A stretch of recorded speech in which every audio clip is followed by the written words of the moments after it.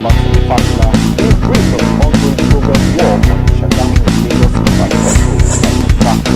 Bring all the traffic into this direction. We are going to work to ensure that it is better during the day and traffic. If we don't do what we need to do now, the road will. Good day and welcome to another interesting episode of your program Infrastructure Weekly, where we extray the achievement of the Buhari administration in the area of infrastructure development. I am your anchor, Ajibola Omuchikwa. We'll be back after this time out with the road sector. Don't go. Coming together of opportunities. This is what infrastructure is the backbone of development, which explains the Buhari government's effort at bridging the facility gap. Infrastructure Weekly is a television package designed to bring you latest information on hundreds of development projects going on in various sectors all over the nation. There is no state in Nigeria today where you will not see our contractors busy at work. Power generation, rural electrification, road rehabilitations, national housing scheme, construction of roads and rail lines across the country, you name it. We are now able to produce 7,000 megawatt of power. That is no longer debatable. Infrastructure Weekly is Nigerians working together for a better Nigeria. So be better informed to take better informed decisions. Watch Infrastructure Weekly, showing on Channels Television Thursdays 2:30 p.m., NTA Network Wednesdays 5 p.m., and QTV News Fridays at 8 p.m. Infrastructure Weekly, making development known. Today, we'll take off from the road sector, where the federal government said its infrastructure development around the country has served as a platform to bring Nigerians closer together. The government promised that these developments will continue all over the country. The Minister of Power, Works and Housing, Babatunde Fashola, made this known on a visit to the local Weto Bridge linking both Benue and Nasarawa State, and also helps in reducing the travel time between northern and southern Nigeria. National unity and peaceful cohabitation through unrelenting funding of infrastructure development has been a major achievement of the President Muhammadu Buhari administration. Minister of Power, Works and Housing Babatunde Fashola says that 7 years after the contract was first awarded, the local Weto Bridge over River Benue in Nasarawa and Benue states is now connecting communities, states and their monarchs. work continues here. If you hear people tell you that the country is divided, tell them they divided it. If they had built these roads, there will have been unity. This road is uniting two traditional rulers, the Agatu and the Meloko. It is reuniting farmers. So infrastructure is the basis for national unity. It brings people together, it brings prosperity, it is the foundation for jobs, it is the foundation for agric, it is the foundation for industries, and this is what President Buhari is committed to. The contract for construction of the bridge was first awarded on 29th of November 2011 with an initial completion period of 48 months, but work was delayed due to issues bordering on change of project alignment with its attendant effects on the regional design. Minister of Power, Works and Housing, while on an inspection tour of the project, says Nigerians deserve access to infrastructure, and the President Muhammadu Buhari administration remains committed to providing this. Very soon, this road and this bridge will connect and unite Nigerians forever, irrevocably, for prosperity. Minister of Power, Works and Housing Babatunde Fashola says contrary to rumors of propaganda, tangible infrastructure across the country remain undeniable evidence of the Buhari administration's commitment to the welfare of the nation. Minister of Agriculture says that economic and agricultural activities are set to skyrocket within Benue and Nasarawa states, and indeed the North Central, spilling out across the nation. This is our second visit, the minister and myself, and as the farmers can see, when this bridge is finished, you will see lorries from Abuja, from Kano, from Enugu, Port Harcourt, from Aba, from Ebonyi, coming here to load beans, to load rice, to load yams, and to load guinea corn. Now, this bridge is being put in place and completed by President Muhammadu Buhari. He promised you that he was going to improve your lives. Once the road and the bridge are finished, many of you will become millionaires in this village. Some of you will find that you are richer than the people in Abuja because they will be coming here to buy food. The project, which was originally conceived as a 1,970 miles bridge, is now 2 bridges, 8 miles apart, and expected to bring respite to Nigerians traversing the North Central. The Emir of Loko, the Agagatu, and farmers around the River Benue expressed their joy and appreciation to President Buhari for committing to the completion of the Loko-Oweto bridges, saying that it has given them a new lease of life. In fact, we have to appreciate, and we really appreciate the federal government over this bridge through Nasarawa to Agatu. It is something that I never knew I was going to witness in my life. Today I am witnessing something that is so impressive, very, very impressive, and we appreciate you. We appreciate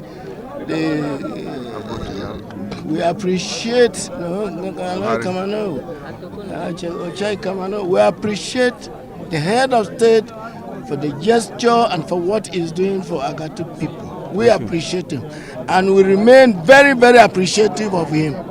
Wannan hanya da gada da ake mana da kuma hanya muna farin ciki kwarai da gaske da Muhammadu Buhari, kuma a shirye muke mu zaɓi Muhammadu Buhari. Ina tabbatar muku da ƙasar Agatu da ƙasar Loko gabaki ɗaya na Sras. This road and bridge that President Muhammadu Buhari has constructed for us, we are very happy, and by the grace of God, all the people of Loko and Oweto will vote for him in 2019.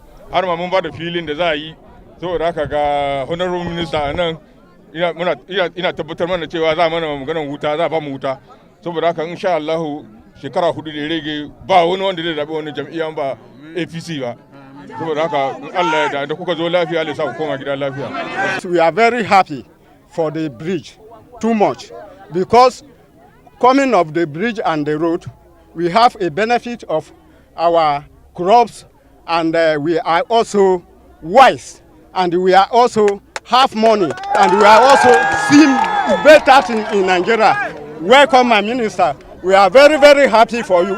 And this government that bring this thing to us, since our forefather, we never seen this type of thing. And this, as we get this type of thing, we are even pray for this regime to stay more than 50 years in Nigeria. As you can see, there are a lot of development you can achieve through this. From here, you can go to southeast, south, even southwest is closer than any other location. Not to talk of economic activities.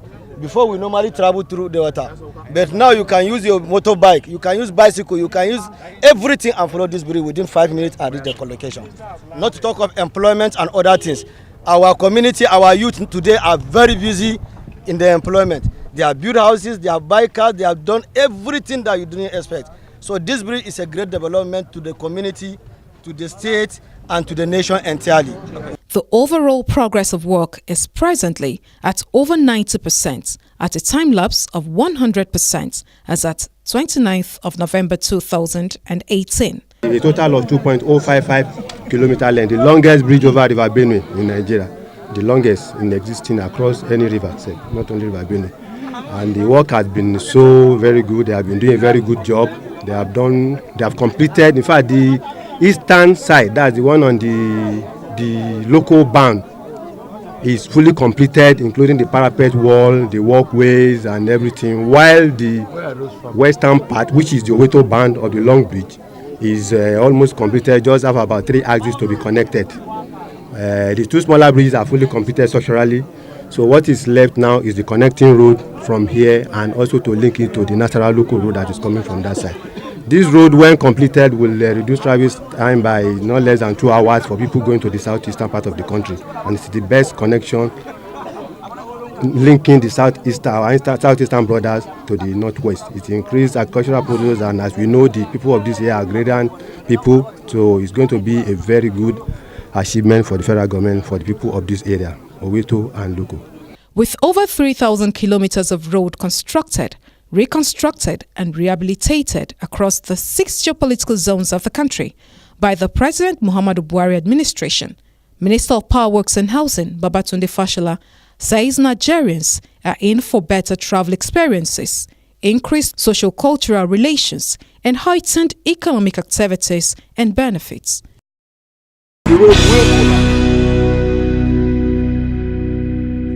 If you're just joining us, the program is still Infrastructure Weekly. You can get in touch with us on any of the social media handles showing on your screen.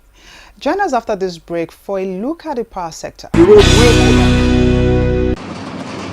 Dear lottery operator, you've done a remarkable job so far getting into a business that has been highly criticized for many years. You've done well to uphold your credibility and boost confidence in the business. Kudos to you. This is just to remind you of the rules of the game as prescribed by the National Lottery Regulatory Commission. Gaming is not for persons under 18. Underage gaming is prohibited. Report illegal operators to the Commission and also always remember the regulatory job of the Commission. Whatever your category, lotteries, sport betting, promos, scratch cards, games, it is the duty of the Commission to protect lottery players and the operators as well as promote transparency and accountability. Licensees are also expected to play their part, which includes remittances to the National Lottery Trust Fund. For more information, please go to natlotterycom.gov.ng. The National Lottery Regulatory Commission. Lottery the right way.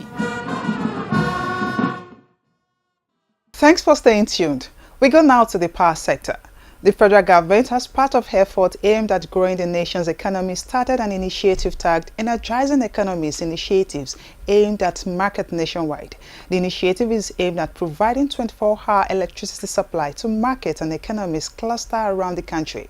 Minister of Power Works and Housing Babatunde Fashola, who was speaking at the December next year Power Dialogue, said the initiative will ensure that more power is enabled and available to Nigerians while also making use of off-grid solutions to address the challenges of power supply in the country. A few hours of blackouts can cause devastating results for your business operation simply because almost everything today is electronically operated. Businesses, private and public sectors, everyone will be affected. The whole economy could be shut down or millions of dollars worth of transactions lost within a day of total power meltdown. That is why uninterrupted power supply is so important for businesses and large facilities. The federal government of Nigeria had recently launched the Energizing Economies Initiative to increase energy access and economic growth by assisting private sector developers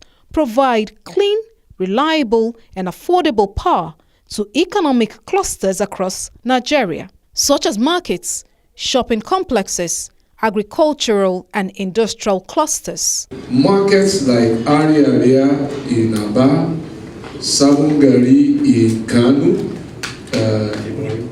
Ekmori is ongoing.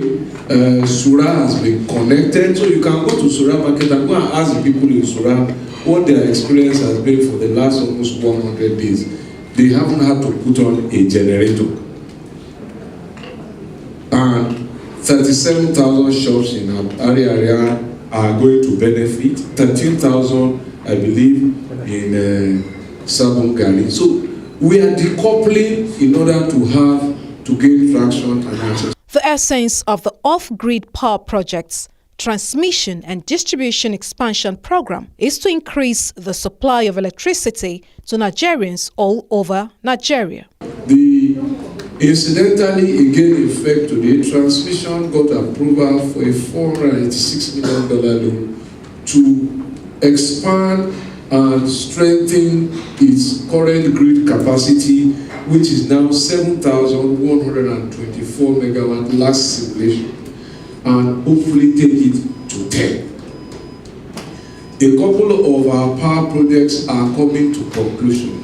So the outlook is increased power, increased transmission, hopefully increase distribution if we solve all of the problems, but also increase decentralization and access to power. In line with the commitment of this administration towards economic development, over 200,000 small businesses will enjoy 24 hours power delivery through the Energizing Economies initiative that is being implemented by the Federal Ministry of Power Works and Housing and Rural Electrification Agency across markets and the 6 geopolitical zones of the country. Thanks for staying tuned. The program is still Infrastructure Weekly. You can get in touch with us on Facebook, and that's Infrastructure Weekly, and on Twitter at infra_weekly. Still staying with the sector, and on moves being made to address the challenges of power supply to strategic sectors of the economy and nation, the federal government has initiated a move that will soon be seen in the universities, with 37 federal universities to benefit from 24-hour supply of electricity through what is known as Energizing Education Initiative. Minister of Power Works and Housing Babatunde Fashola spoke more on the initiative at an interactive section with some Nigerians in Abuja, the nation's capital. The education sector constantly faces a wide array of risks that could impact their access to power necessary to run their facility, and without power, education cannot take place. Power outages do not just threaten one specific climate, location, or facility. Education facilities can be impacted by potential threats, and if those threats happen on an education facility, power could be lost for minutes or days. That is a threat to not only education but public safety as well. In recognition of this, the federal government, through the Ministry of Power Works and Housing, stated that the Energizing Education Initiative is aimed at rejuvenating the nation's education system by providing uninterrupted power supply to a total of 37 federal universities and 7 university teaching hospitals. We have 9 universities, first pilot out of 37 universities, where some work is going on now. Equipment has been ordered, some have been shipped, some are mid-sea, to ensure that ultimately when we finish, 37 federal universities will have no business with the grid again, and they will have reliable power. All of this is going on as I speak, and they're verifiable. The initiative is to alleviate the burden of enormous cost of self-power generation, which includes but is not limited to the high capital expenditure on diesel for generators. It will also promote renewable and cleaner energy technology geared towards the reduction of environmental pollution. The DISCOs are also taking steps on investments in line with the commitment of the President Muhammadu Buhari administration by intensifying efforts towards achieving incremental power. I know that the DISCOs are also talking to a lot of internal and external investors trying to raise capital. So we're waiting for them to conclude and say, come, this is what we want to do. Some of them, in a fit of anger, said, come and buy us out. The truth is that the Nigerian people said government should get out of power. So government is trying to get out, and the DISCOs are saying, come back in again. We want to get out so that Nigerian businessmen and businesses can run these businesses the way Nigerian people wanted it to be by the Act of Parliament of 2005. But we will continue by policy, by direction, to enable private sector do what it has contracted to do. The initiative will enable the institutions benefit from world-class training schools for the training of students in renewable energy, as well as provide optimized security for the safety and well-being of students and staff through the installation of streetlights on campuses, which is only a small component of the project.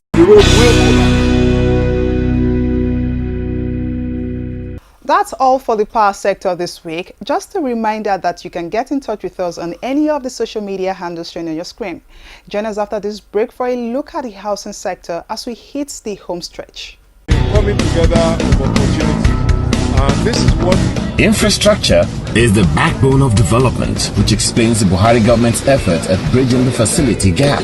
Infrastructure Weekly is a television package designed to bring you latest information on hundreds of development projects going on in various sectors all over the nation. There is no state in Nigeria today where you will not see our contractors busy at work. Power generation, rural electrification, road rehabilitations, national housing scheme, construction of roads and rail lines across the country, you name it. We are now able to produce 7,000 megawatt of power. That is no longer debatable.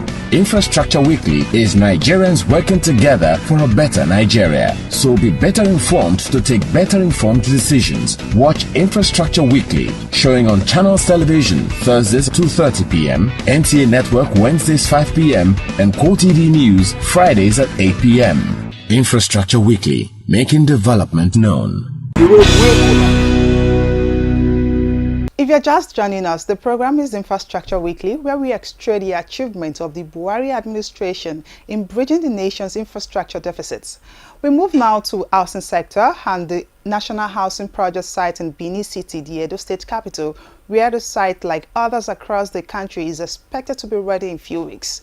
Minister of State 1 for Power, Works and Housing, Mustapha Babashiori, said it is a show of commitment to the people being the activities of government in the sector. The Minister of State 1 for Power, Works and Housing, Mustapha Shehuri, has lauded the pace of work at the site of the National Housing Program in Edo State. The achievement recorded so far in the National Housing Program being constructed in the state and the pledge by the contractors to complete the project by the end of December is a welcome development. The minister reiterates that the program is in line with the federal government's efforts to provide acceptable and affordable housing to Nigerians. This National Housing Program, and it is meant to provide housing, affordable houses for Nigerians. At the same time, create jobs, and that's what we see here. When houses are constructed like this, a lot of people are involved, starting from the engineers, the architect, the electrician, carpenters, welder, plumber, etc., etc., the bricklayer, a lot of people will be involved and was aware of, creating jobs and by extension, wealth. The project, consisting of 28 units of 2-bedroom bungalows, 16 units of 3-bedroom bungalows, and a 3-story condominium consisting 24 flats, as well as infrastructure including roads, provision of electricity, and motorized boreholes, commenced in February 2017. Everybody that can afford it is not meant for the civil service, it's for every Nigerian that can afford it. And this is an attempt, to make houses available. So, with time, maybe as we keep on building, the last time, let me take you back to history. The last time government, did a national housing program is around 1980 something. I was in secondary school also. So, and it's only this time, because we have to go back to see how we can solve the housing problem. The construction ongoing in the site has attained between 80 to 100% completion, and the 15 contractors have pledged to hand over the building by December ending. I'm happy to meet your team at the same time, the contractors, all working here. It's already, I think, 6 o'clock here. And I'm happy to hear that this project will be concluded, is it, by December ending? Yes, sir. All things being equal. Thank you very much. And the Ministry and the government of President Muhammadu Buhari is grateful to hardworking staffs like you. Thank you. In line with the policy of the President Muhammadu Buhari administration, the project is 100% local content based, with the contractors, suppliers and artisans also Nigerians. Shehuri says the government will continue to support infrastructure development, adding that the National Housing Project is being undertaken in the 36 states of the Federation. And that's all on this week's episode of the program. Join us again for another interesting edition of the program. Till then, drive safely on the road in this Yuletide season. Don't drink when you are going to drive, and continue to protect public utilities by taking ownership, and lastly, pay your tax. Thanks so much for staying tuned. I am Ajibola Onwuchekwa. Bye for now. Bring